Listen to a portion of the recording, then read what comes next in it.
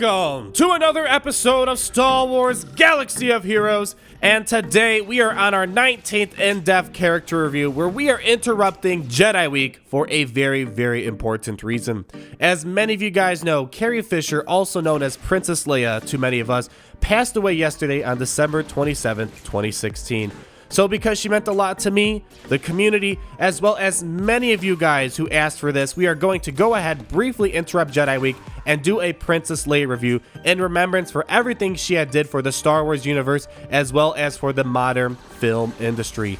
So to get going here, let's go ahead and pull up the Hall of Fame and see where we stand so far. In our last review, we looked at ima-gun die, and we placed him in the Knight category. Where will our heroic rebel leader fall on this table, and what makes her so good, and why should you potentially farm and gear this character? Well, stay tuned and I will make sure all of those questions are answered. And before we get going here, I just want to say the gameplay you are watching today is a combination of my gameplay as well as Doriana. Since Carrie Fisher meant a lot to them, they wanted to go ahead and contribute to this video in some sort of way. But as many of you guys know, let's go ahead and talk about the history of Princess Leia, as well as remembering everything that Carrie Fisher has done for that role. Born on October 21st, 1956, Carrie Fisher played one of the most iconic roles in modern film, which we came to know as Princess Leia. Princess Leia was the daughter of Anakin Skywalker and Padme Amidala, and was separated at birth from her brother Luke Skywalker after Anakin reached for the dark side. In the original trilogy, we see Leia assist in the delivery of the Death Star plans, which was an integral part in its destruction. She was a powerful revolutionary who would lead her rebels into battle with a hope of a better tomorrow. Aside from her contributions to the fall of the Empire, we witnessed many emotional roller coasters Leia went through, from falling in love with Han Solo to being reunited with her brother Luke Skywalker. And although the magic of Princess Leia will forever live in the Star Wars movies, Carrie Fisher passed away at the age of 60 on December 27, 2016, where she now truly lives across the stars. In Star Wars Galaxy of Heroes, we see Princess Leia's kit revolve around her ability to hide from her enemies and surprise them with devastating attacks, and at the same time, we also see her ability to lead rebels into battle with the determination to do as much damage as possible. And with that brief introduction of Princess Leia's history as well as Carrie Fisher's legacy, let's go ahead and talk about how we can unlock this character. Princess Leia used to be a Chromium exclusive character that was highly sought after and still can be found in Chromium packs. However, you can now get her through a free-to-play method in Squad Arena shipments. So for 400 Arena tokens, you can get 5 shards of Princess Leia. And that's the only way we can get her as of now, both through a pay-to-play method and a free-to-play method. But let's go ahead and get to the fun stuff now, where we talk about the key stats of a character before mods, abilities, and leader bonuses are considered. And we have to start off with the pros. Not big of a list, but they're very important before we even look at the kit. Firstly, we see Princess Leia exceed in a very important stat, and that is speed. We see she is tied for number 3 in this category alongside Rey, with the average being 127. Leia is rocking a very strong 164, putting her in the top 5%, so only a few points away from TIE Fighter Pilot, who owns this category. The next thing in the pros list is armor penetration, where she is actually number 3, and this will be very important as we will soon find out.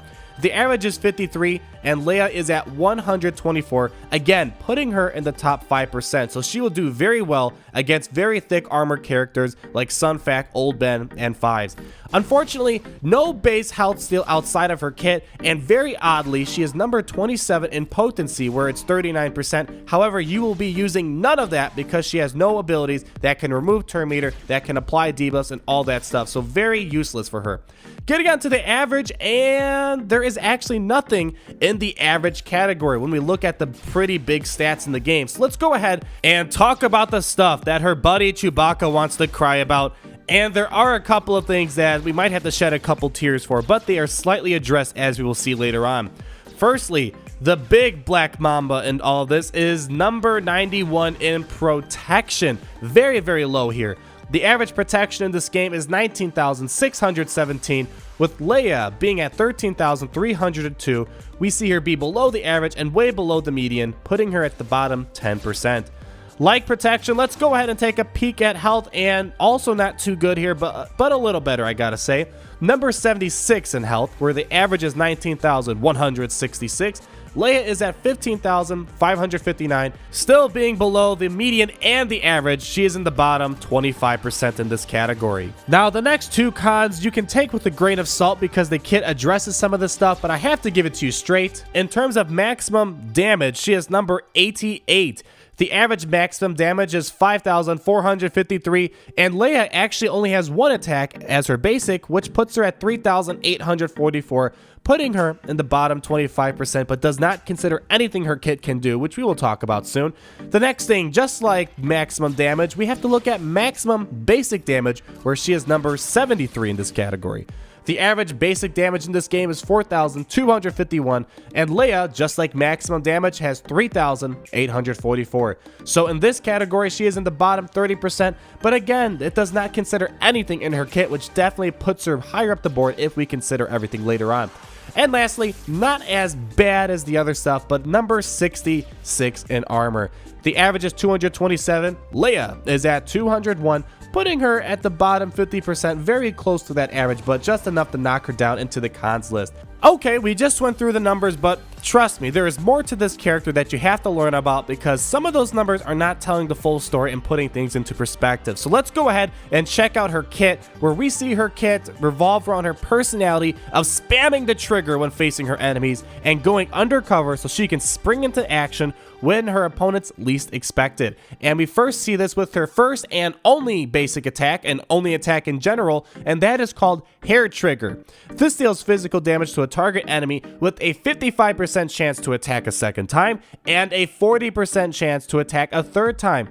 And then each attack has a 50% chance to gain 10% turn meter. And this does about 3,478 to 3,844 before mods, abilities, leaders, all that fun stuff. But as I said, this is her only attack, but it is a fun one. Before critical damage and mods and all that stuff, she can do about 12,000 damage, assuming all 3 shots are made. And since she is a very fast character to begin with, when you pair her up with the right mods, the leaders, the opportunity to gain up to 30% turn meter on one turn, this means she can spam a lot of damage frequently and technically has a very high damage per second in the game. So very powerful basic attack here. Getting on to the next thing, which she will use first every single time the AI gets a hold of her. It's called Rebel Tactics. You gain stealth, and she gains 25% critical hit damage for 3 turns, and in addition, she has a 55% chance to gain offense up for 3 turns. So as I said, this is one of the first moves that the AI uses, and it should probably be your first move as well. She is a very fast character and has low health, so this gives her the opportunity to quickly hide from big damage dealers. But with AoE being mainstream, stealth is usually rendered useless, but works great against characters that do not have AoE capabilities like Rey or whatnot. Adding offense up on top of her basic means she can hit really hard, as you may see in the video here, and on top of that extra critical hit damage bonus, whoo, she can hit like a truck. Also, hypothetically, she can always stay stealth, since the ability refreshes before she loses the stealth buff, so she can constantly just keep getting those bonuses and not be seen in sight. But again, this gets rendered useless by AoE and buff immunity characters. Getting on to her leader ability, we see it is called Heart of the Rebellion, where rebel allies gain 20% critical chance. Probably one of the shortest descriptions in the game for a leader ability, and not much is going on. We do not see Leia as a leader for the most part because of Wedge, Lando, Akbar being the more useful rebel leaders. So although it's not a useless one, it's just totally lapsed over by other great characters in the game who are better for rebels, and this is not even a catch-all leader ability. Lastly, against all odds, whenever Princess Leia attacks, she has a 55% chance to grant all allies critical chance up for 2 turns and a 55% chance to recover 5% of her maximum health. So I kind of see this as an extension of her leader ability since it benefits others. Works great for big damage dealers because critical chance up usually allows for characters to apply critical damage more frequently, so more damage in the end. Although health recovery seems low, there is an opportunity to gain up to 15% of health back per turn for Princess Leia, so very great, and it's kind of an extension of her leader. And one more thing before we get to the more subjective part of the review, we have to look at her gear requirements and see how painful it is to get her up there to gear 11. Every single character in this game can get up to gear 11, and the average amount of raid gear needed is 3 pieces.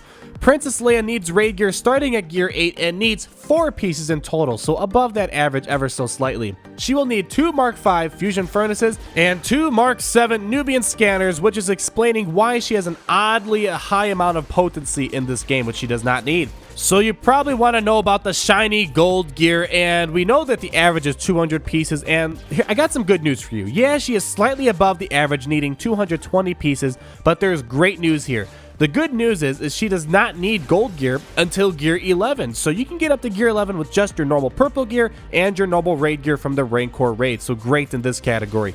Purple gear, pretty much around the average, which is currently 1,110. Princess Leia needs 1,150 pieces. The pieces you are going to need are mostly an assortment of things, but the main thing that you will need a lot of that I saw are the Mark VI hypo syringes, where she will need 200 pieces, and that includes both the pieces needed for the standalone piece as well as the pieces needed for the fusion furnaces. So that includes both of them. So 200 pieces, so make sure you are doing your daily challenges for that.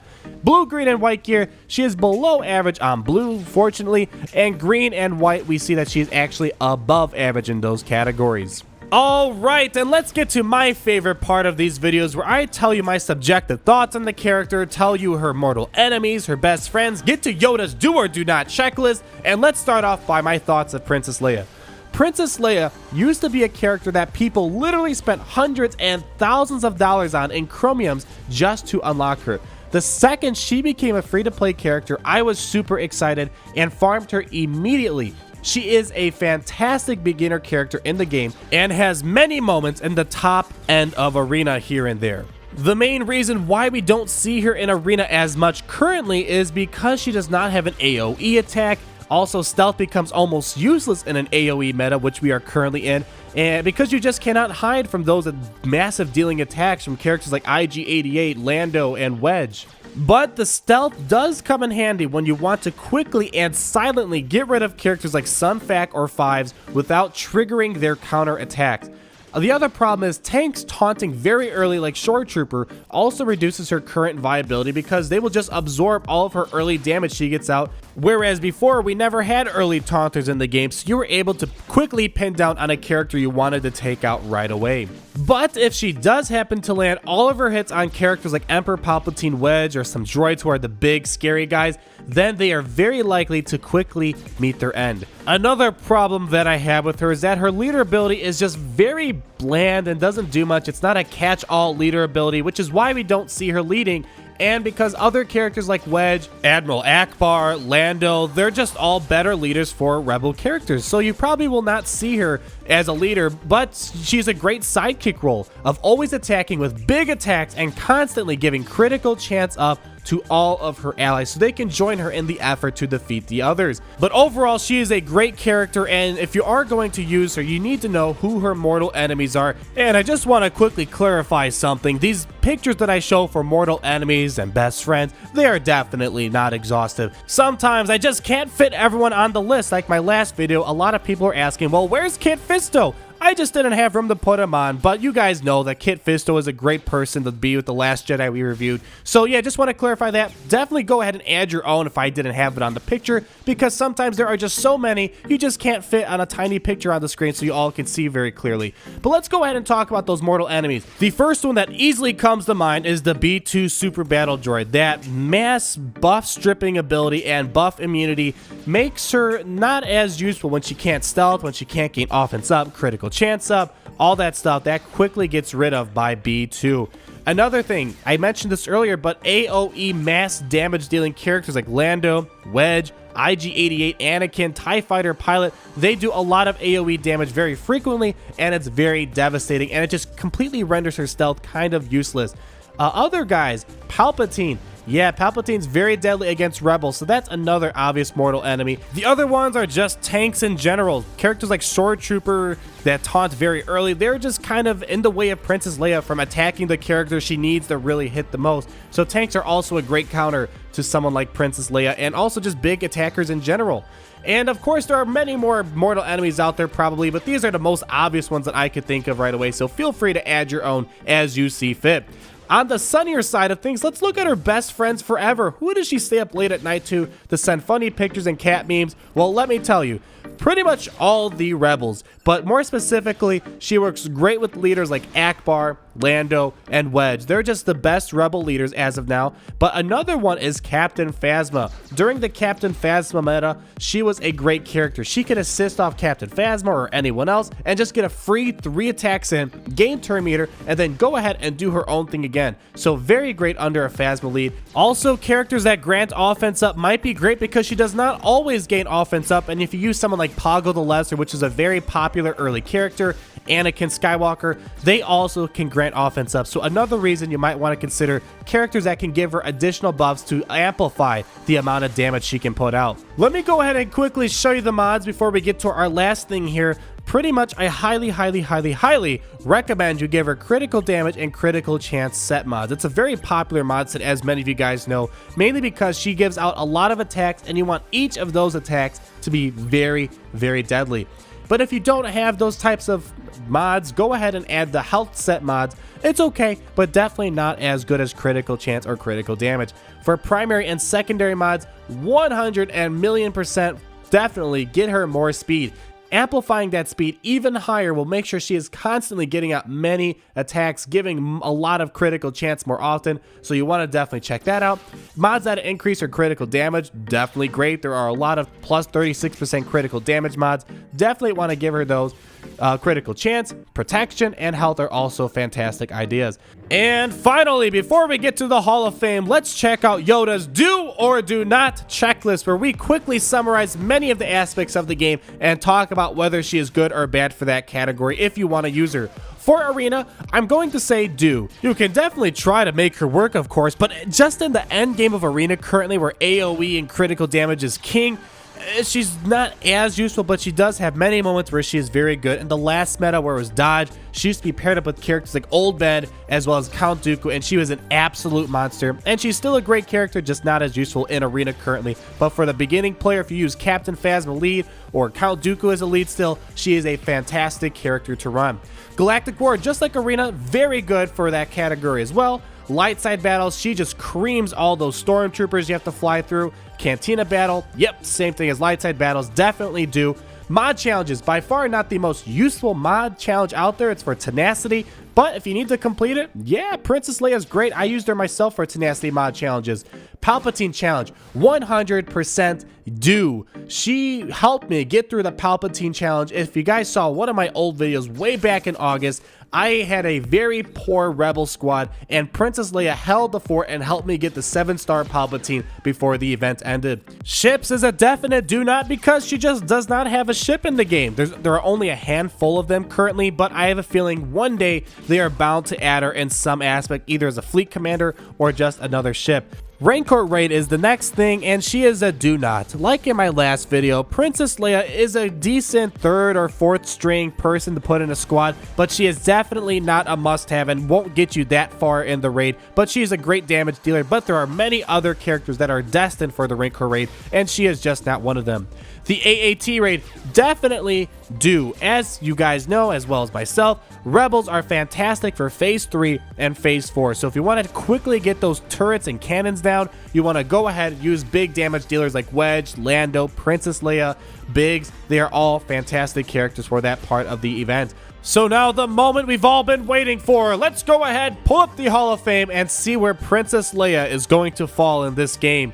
Now from Grandmaster to Youngling, Princess Leia, our heroic rebel leader, will fall in the Master category. Now, although in our hearts, Princess Leia and Carrie Fisher will always be Grandmasters, in terms of in-game viability in Star Wars Galaxy of Heroes, she is a great beginner character and is used for so many rebel-based events. Her main drawbacks are just her poor leader ability and the fact she will not be a cross-meta character such as Sun Fac, B2, and Palpatine. So I hoped you enjoyed this in-depth review and this small dedication to Carrie Fisher, because we will all truly miss her dearly. Going forward, we will resume Jedi Week, so be sure to let me know who the next Jedi characters should be. And as always, if you enjoyed the video, please give me a like, comment down below, and subscribe for more of this fun content. And we will talk again soon. Peace out.